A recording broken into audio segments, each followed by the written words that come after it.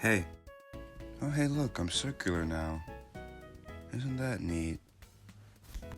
Didn't think I'd be back so soon, huh? Or late, whenever this video goes up. As I promised in my debut video for Ground Zero Before the Storm, I am going to be reviewing Ground Zero War of the World in this video. This video isn't going to be as long as the last one, as there are about 100 less pages. So, there's something to look forward to. But this video is special. Today, I'm going to be joined by my partner in crime and best friend, allegedly. Drum roll, please. Shio.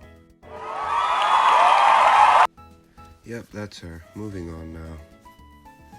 Now, as I'm writing the script, the book has been released to the public. Go look up Ground Zero, War of the World by L. Perry if you want to give it a read to avoid spoilers. Same goes for Before the Storm. Don't worry, I'll still be here when you finish. Now, part 1 isn't really required to understand this video, but I still highly request it. It took a lot of work to make that video, and I would really appreciate it. Anyway, this book follows the mother of the Ground Zero series protagonists, Zeronia Monaghan's Zayla Mishra, as well as her best friend and main villain in the series, and as well as Zero's father. Fun. Alright, now, enough stalling. Let's dive right in.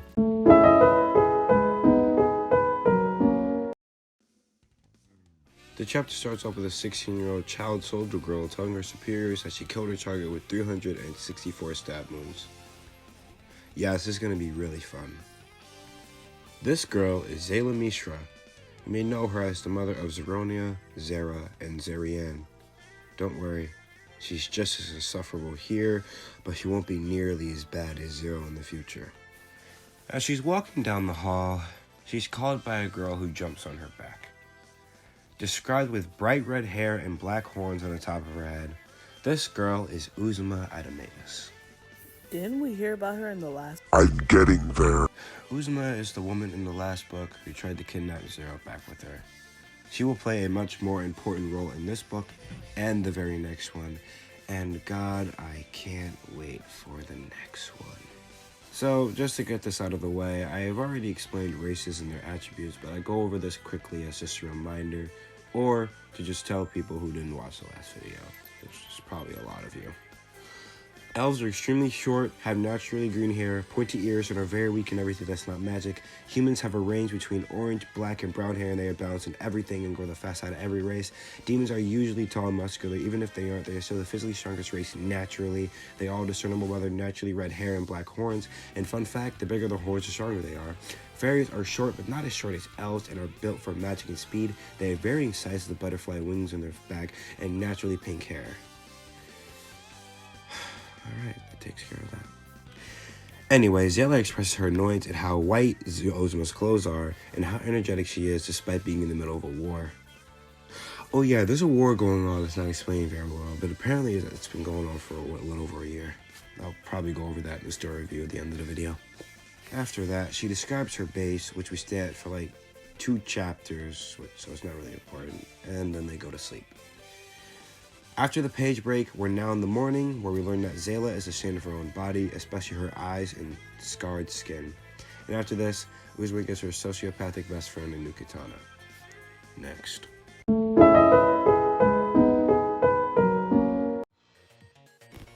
This chapter starts with Zayla whispering through her badge radio thing that she's in position.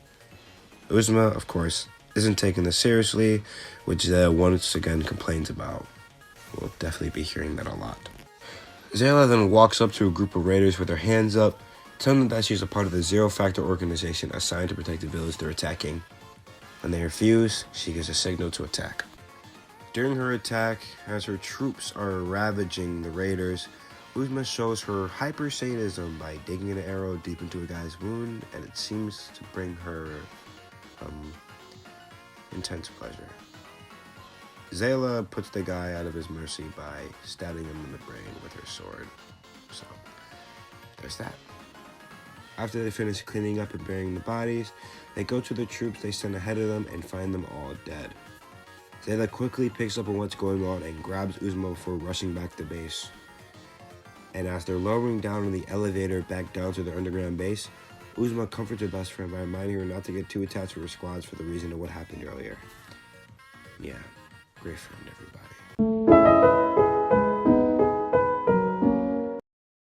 Uzoma. I hate her guts. Seriously, she makes me highly uncomfortable. Show of hands, who is uncomfortable by her existence? Exactly. Anyways, it begins with her telling the superiors that she's fine with the squad being dead. That's cool. Then she proceeds to hit on sexually assault this guy named Jillian, who gave her a top secret folder.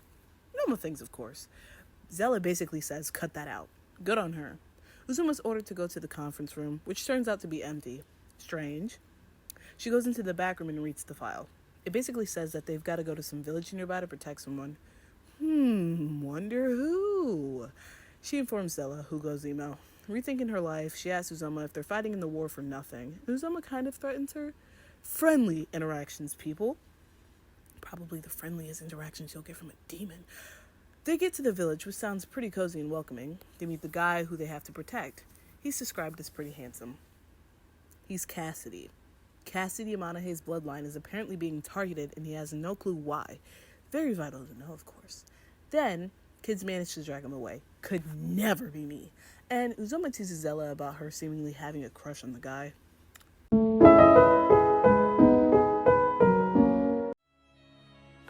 Anyway, this chapter starts with Uzma recounting her love life to Zayla, lamenting on the fact that a guy stopped talking to her for some reason. We then learn this reason to be that she performed multiple experiments, gruesome experiments might I add, in front of said ex-boyfriend. God, I owe this character so much. Cassidy then enters his own home, which the girls have invaded, and Zayla promptly leaves. Due to their orders, though, Uzma has to stay with him at all times, as one person has to remain by the side of Cassidy in case anything happens. As Cassidy goes and packs, Uzma stoops through his things, like any person would, and finds a letter. This letter is addressed to someone named Coral. Dear Coral. Hey Coco, how you doing? Well, I've been doing great. I got to this village not too long ago, and it's the best. The people here are so nice, and even let me help around. I was able to start construction on the cabin here as well, so you don't have to worry about that.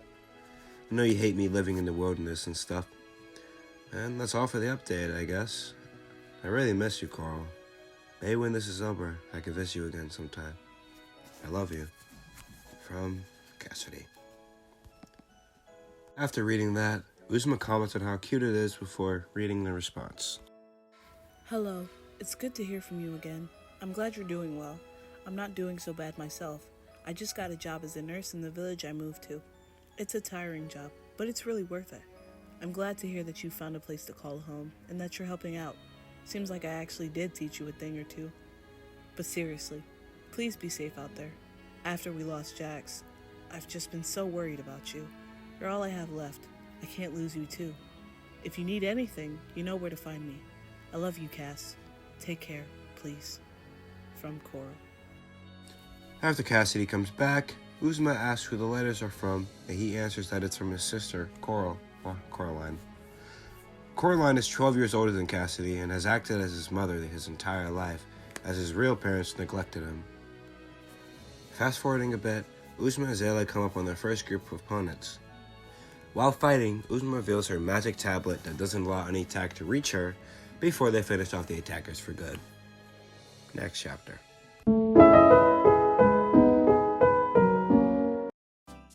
As Uzma is raging about her destroyed equipment that Cassie destroyed last chapter by an accident, Zayla and Cassidy are talking about their families. Zayla bluntly tells Cassidy that her family is dead as and before asking Cassidy what his family is like. Luckily, or unluckily, most of Cassidy's family is alive and well, and it's a complete shit show. Coraline is his only guardian figure, taking him in when he was 8 and she was 20. His oldest brother, Jax, who was helping taking care of him, was assassinated. Yeesh. And his parents are trying their best to pretend he doesn't exist. Yeesh. After they get back on the road, we then go into a flashback of when Cassidy was 8. He overheard his parents and older sister arguing before she came into his room to comfort him. After that, she told him to pack up since he'd be living with her from now on. He obliged, although confused, and the flashback ends there. Next chapter.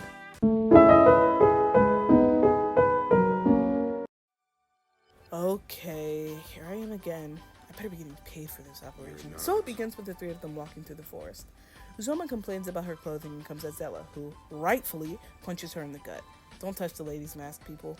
They threaten each other's lives, Uzoma with her wooden dragon and Zella with her katana. Cassidy plays peacemaker so they can continue. Suddenly they're jumped by 5 guys. Well, 4 of them are the same person.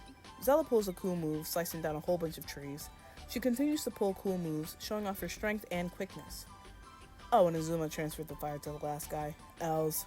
Later, Uzoma and Cassidy room in a motel, since Zella and Uzoma aren't exactly getting along right now. Thankfully, nothing happens between those two. Cassidy leaves to go to the bathroom, seeing Zella, and he describes her as awfully good-looking. He tries to make a move which went something like this. "What's up, baby girl? You got some pretty eyes." Okay. He sits down at a bar table in an empty room. Turns out it's not empty. Some lady who knows a little too much about him is there. She explains that she just wanted a drink and isn't trying to kill the man, to his relief.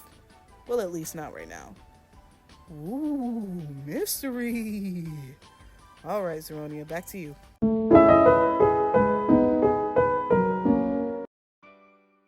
Chapter 7 starts out with a man in a black suit walking through a loud bar looking for somebody. This man's name is Jeffrey, and the woman he's looking for is Mariella Izanami, who I will just be calling Mari. Jeffrey tells the woman that he has a mission for her, but she doesn't seem to give a single shit. Why? Well, she's already been asked about 1,000 times to take out Cassidy, who's being hunted region-wide. Jeffrey is confused on why she won't take it, as apparently she is the best assassin in the region and arguably the world at that point. Mari says that she's thinking about it, and then reveals that she's the one who's been sending out the mediocre assassins after Zayla and Uzma to tire them out. Jeffrey seemingly understands and quickly gets the hell out of there, but comes back and asks Mari if she remembers Greer and Comrie. She has no clue who they are. Fast forwarding a bit, Mari wakes up in a hospital room with a killer hangover. Yeah, drinking all night won't do that to you. Someone knocks on her door and Mari yells the door is unlocked. Jeffrey opens it and comments that she looks like shit for urging her to follow. She obliges, although reluctantly. They go through a secret passageway in the hotel like it's the Continental from John Wick. Mari and Jeffrey walk through a spiral staircase as they talk, and eventually end up in an armory room, where he gives her a bunch of weapons. He gives her a blade that can neutralize any offensive magic, and a dagger that can cut through any defensive magic, and, the most important of all, a blicky. As she's getting finished setting up, Mari tells Jeffrey how there's a good chance that she won't survive.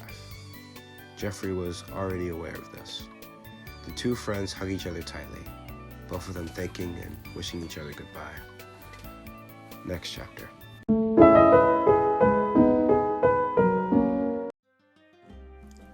This chapter follows Coral as she's sitting in her office, lamenting over the fact that she can't think of anything to write to her brother. You're not the only one, Coral. Anyway, her coworker comes in and sparks up a conversation, which then sends us into a flashback where we see Coral taking care of a then 8-year-old Cassidy as she takes him to the park. As she sits on the bench and watches him play, she's joined by her older brother Jax randomly, and he asks if she has full custody of Cassidy. She says that she doesn't have custody of Cassidy and has absolutely no money to pay for court to get custody of Cassidy. But strangely, it doesn't seem like their parents care. Jax offers his help, but she denies it and says that they're happy and comfortable with where they're living right now. After the flashback, Coral finally gets inspiration for the letter, telling him things like how to take care of himself and how much she loves him like any mother would. Next chapter.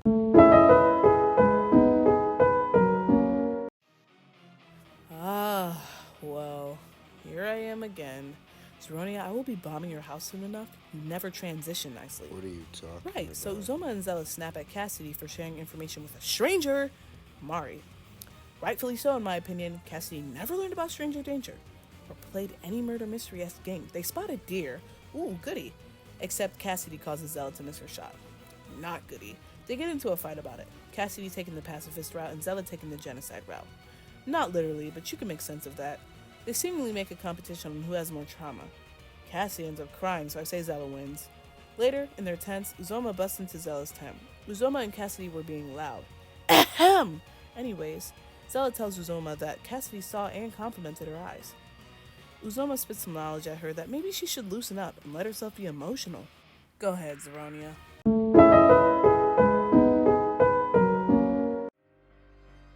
After the events of last chapter, which Shio has adamantly told me not to repeat, Zayla wakes up in the morning to find that Uzuma is gone.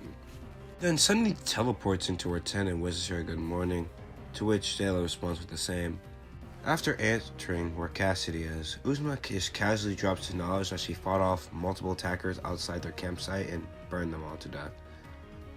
Screw what Shio says, man, I love this character. They then all decide to leave that place where they're camping and continue toward their destination. Along the way, Zayla tries to apologize, but fails horribly. Sounds very, very familiar. Not even a few hours later, Cassidy ends up in Zayla's tent, apologizes to her, and then they both make up and kiss. Hey, yo!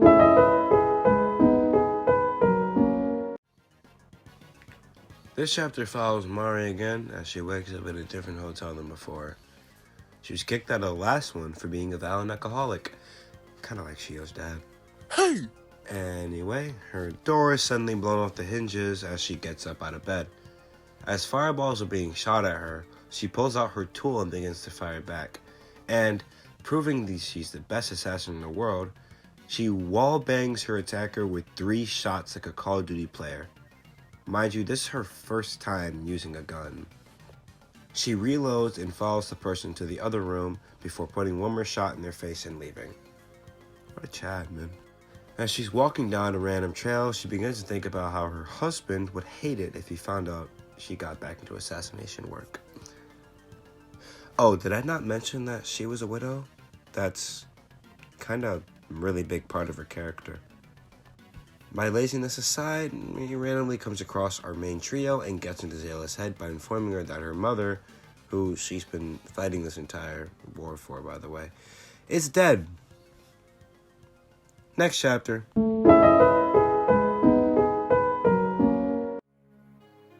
It starts with Mara getting a bottle of whiskey, light drinker here, and trying to plan a way to break the barrier and kill Cassidy. She tests her aim. Despite all the alcohol she just downed, she manages to shoot perfectly at a coin. She then questions if she's really not scared to die, stabbing her hand because it's just our family blood talking. Well, she sounds pretty crazy. She realizes that stabbing herself hurt. Wow! She was bandaging her injury when she heard a woman behind her. That woman was Rosa. Before Rosa could finish her threat at Mari for taking the bounty on Cassidy, Mari gets the pits in. They make a deal that Rosa gets first dibs on the attempt to kill Cassidy. How nice. Switch over to Zella being depressed over the news of her dead mother, making Cassidy leave to his own tent. He explains to Uzoma that she's been really sad, and Uzoma basically says it's not the time for comforting. Suddenly, they're hit by a magenta fireball. Cassidy reflexively protects Uzoma. Should have thrown her at it, honestly. She protects Cassidy and her with branches. Zella wakes up, protecting them and getting into a whole battle scene with Rosa. She tags Uzoma in, and she finishes the job, but Rosa disappears. Even though she was in her grasp, Uzoma jumps on her feet. Then they all decide, let's go to a hotel in a nearby town. All you, Zero.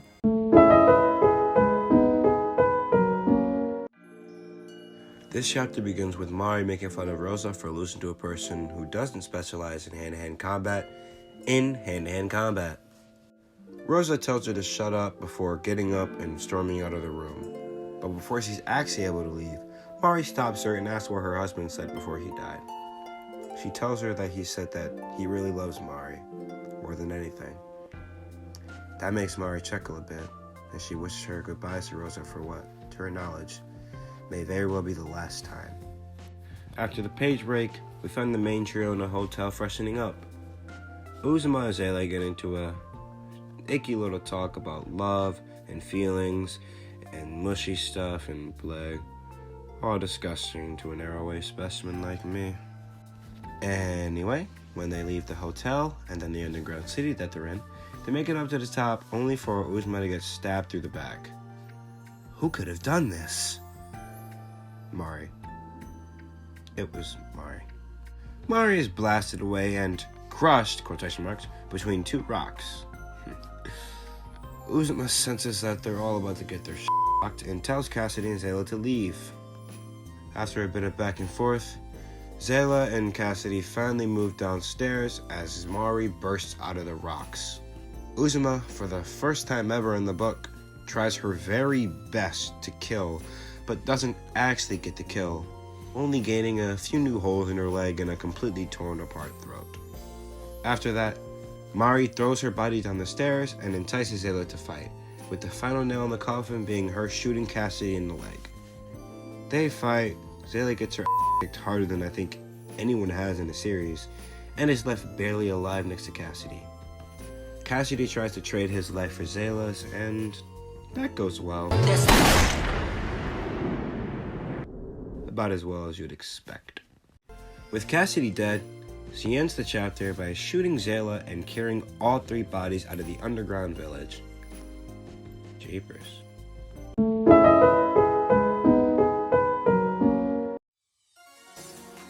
After brutally massacring some teenagers, Maya remembers what her sisters looked like exactly and what their names were, as well as the moment she got kicked out from her house for being an assassin by her mom. Which, I guess I feel bad. After that, she delivers all three bodies to her employers and is promised her payment. She then starts to explore around the lab that she delivered the bodies to, but then suddenly hears an explosion. That's never good. Turning back, she sees Cassidy with lightning bolts for pupils, signaling his awakening. We'll get into awakenings more when we get through Ground Zero New Moon and Ground Zero the final chapter, but for right now, awakenings are just basically a transformation that can only be unlocked in extreme situations. Most of the time, it's near death, but it can also happen something else too, like a traumatic event. As soon as they see each other, they get into a fight. And even with Cassidy's awakening, Mari is still proving herself to be the better fighter, using everything at her disposal to kill Cassidy. Again. As he shoots his last attack, Mari is getting ready to dodge and sees a figure behind Cassidy. A male figure. This is never revealed, but is hinted at to be Mari's late husband. She smiles and decides to take the hit, which leaves her at death's door. I'm pretty sure she described it as missing an arm too. She congratulates Cass for the fair win, who says that she could have won this fight easily, before shuffling away. Somehow, she's able to make it to Jeffrey's place while losing gallons of blood and slumps down in front of the door. As Jeffrey and his guest try his best to heal her, she thanks Jeffrey for being a great friend before finally passing away. A smile on her face.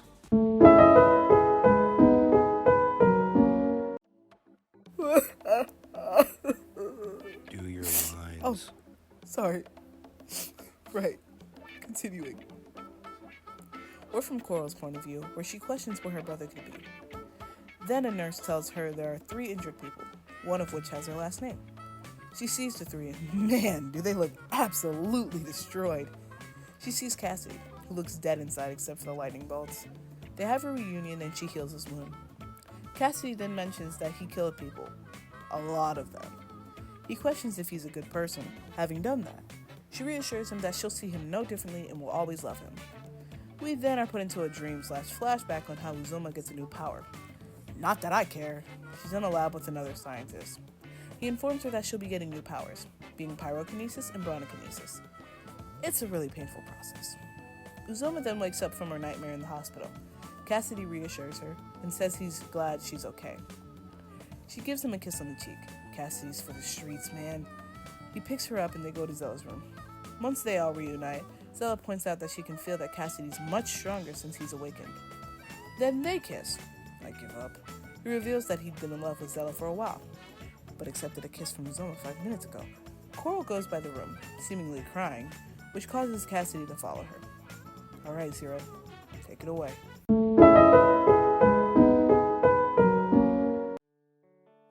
Alright, last Cassidy catches up to Coral and asks her what's wrong.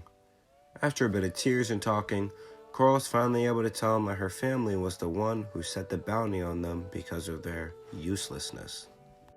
Basically, Cassidy's family got his older brother, his only father figure left in the world, killed, and have been trying to get him and his older sister, his only mother figure in the world, killed too. So, Cassidy does the only thing he thinks of doing. He teleports to his home with his new power, where all of his family is, and, well...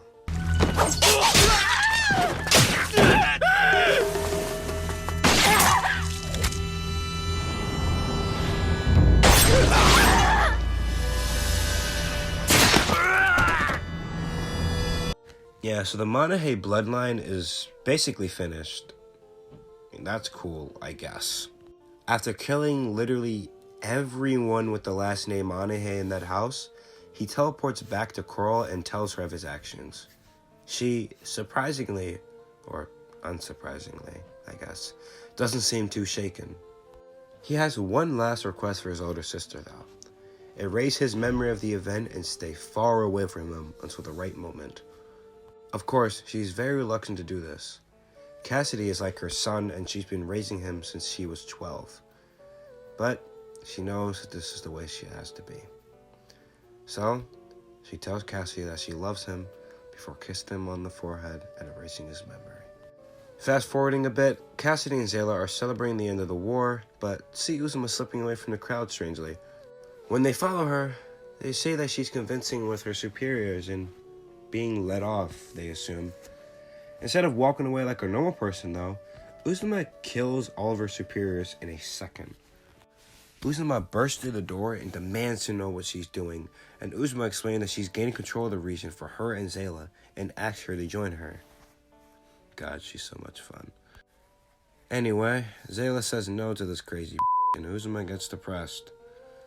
She wishes Cassidy and Zayla a good life, ironic, and walks off, leaving a teary Zayla with Cassidy. Cass then sees the opportunity.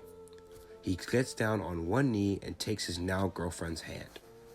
He tells her how she's the most beautiful girl in the world and how she's made him the happiest man alive.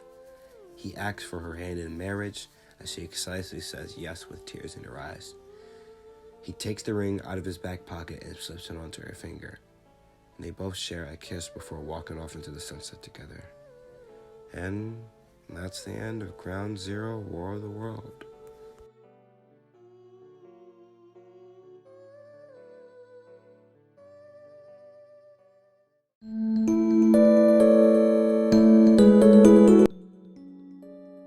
So, Shio and I will be giving both of our opinions on the characters of the books, specifically the main ones.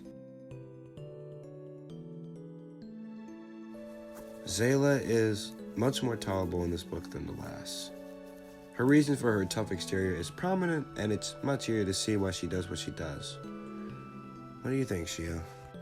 Zella. I kind of enjoyed her in this one. She's tough, but she's got a soft spot, and that's always nice to see. Plus, her fight scenes were fire.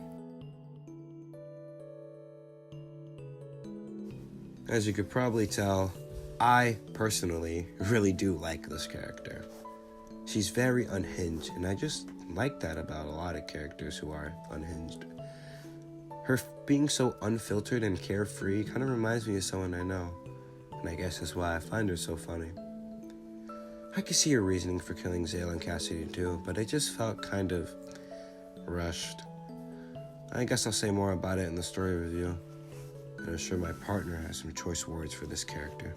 Oh boy, do I! Uzoma, I want to push you out of a plane or helicopter or whatever to skydive, but then give you no parachute. I want to place a bucket of water on top of every door you have to open. Lava, preferably. I want to only target you in dodgeball. Anyways, she's too sexual, weird, and kind of creepy. Next. Glad Cassidy was more fleshed out in this book. That being said, there's not much else to say. Cassidy's made to seem extremely helpless in this book and is extremely helpless until he's killed and awakened. But after this, his strength isn't really able to be presented because there's only 2 chapters left. Other than that, I don't hate this guy. He has a good heart, and I can tell that he loves his friends. I wonder if you have anything to say about him, Shio. I enjoyed how emotional he was. Sometimes it was comedic. Problem I had with him? Well, he was weak as ever and didn't have much to offer for the majority of the book. Basically what you said, but I put those things into like and dislike categories. Mari, oh Mari. Mari, though being such a short-lived character, was definitely my favorite out of everyone in the book. She was just so bad and cool, while also being sort of a tragic character that I can sympathize for. I think her semi-suicide death was kind of lame, but it's kind of hard to kill a character that strong with the death being sort of lame, so I don't really blame him. Do you have any differing opinions, Shio? I loved Mari too. My problem was how nonchalant she was most of the time. She was cool, but sometimes got a little weird because I couldn't tell which way she was going. And I was quite disturbed when she stabbed her hand. Sad about her death, but hopefully she gets to see those she loves in the afterlife.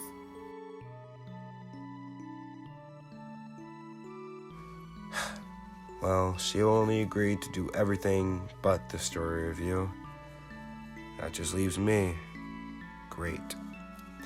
Now, with that being said, how the hell is this story more mediocre than the last book? Well, let me rephrase that. It's not bad per se, it's simple and very easy to follow, which a lot of people like. Escort mission, falling in love with employer, best friend leaves, blah blah blah, very simple. The only bad thing about this is the execution. The war barely plays a part in this book, just like Zayla's mother, and most elements seemed rushed. Case in point, Uzuma's departure. The romance between Zayla and Cassidy is fine, I guess. There's not much chemistry, but there's enough for me to tell that they love each other a lot. All in all, I would rate Ground Zero War of the World 6 out of 10, and I would have rated Before the Storm 5.5 out of 10.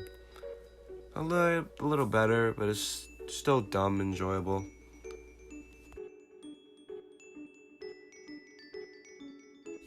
Anyway, thanks for watching this video. Sorry it took so long for how short this video actually is. I know it must be a bit disappointing. We've been very busy with a lot of things. I haven't been able to do much editing or script writing. But trust me, it won't take as long as next time. Maybe. If I recall correctly, we're entering mainline, and the mainline books are very, very long and very, very painful. Just for reference, I'm pretty sure the first Ground Zero book is about 400 pages long. Fun. Well, with that being said, I hope you all have a good night. You stay safe out there with whatever you're doing, and come watch another video if you like this one. I'll see you later, alright? You take care. Bye!